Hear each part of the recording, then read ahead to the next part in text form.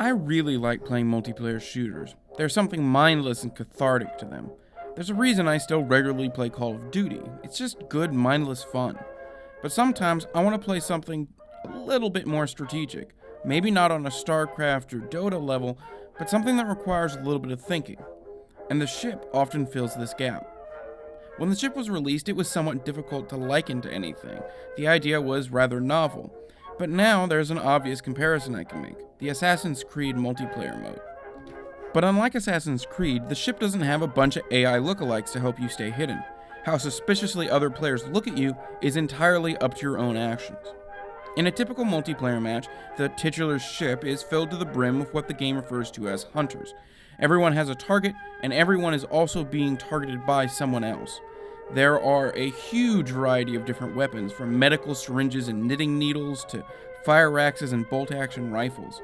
Depending on how recently a specific weapon has been used by the players in the match, you receive a variable reward for your kill, and you wait for the timer to run down and for new targets to be assigned. At the same time, you're doing all you can to avoid or identify the person hunting you, as well as finding your target without having them singling you out as their hunter. If you are killed by either your hunter or the person you are hunting, you lose your opportunity for any monetary gain that round. Simultaneously, you're also having to keep up your character's needs in a subsystem not all that different from The Sims. You need to use the restroom, take showers, sometimes you even need to sit and read a book. This, of course, gives your hunter more opportunity to find you, and makes it more likely for you to get caught and killed the longer you stay alive and your needs build up.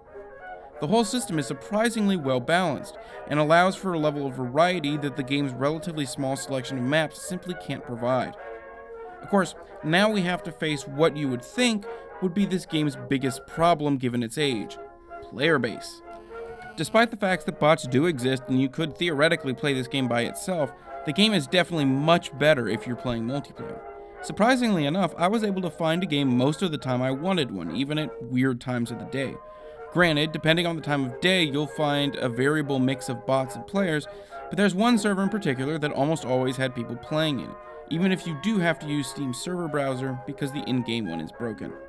The problem is, even when there's a lot of people on these servers, the rest of the slots are still filled with bots, which can interfere with the normal playing of the game, getting in your way constantly and just being generally stupid. I do pine for the days when you can get into a multiplayer server full of people without any issue, but I still think the game is worth playing to this day. It can be a bit buggy at times due to the fact that the current rights holders do not have the ability to modify the game itself, but the game's wide availability is what really seals the deal. While the ship, which is sold exclusively on digital platforms, only costs $10 normally, which it's probably worth, if you ask around, chances are that someone on your friends list has some giftable copies laying around from the time they gave away 2 copies of the game to everyone who already owned it.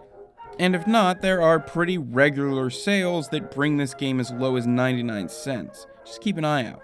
Something else I should note right quick: while the people who own the rights to this game cannot modify the existing game code, meaning there's no patches, they are working on the creation of a remastered version of the original game, which they claim will be available early in 2016.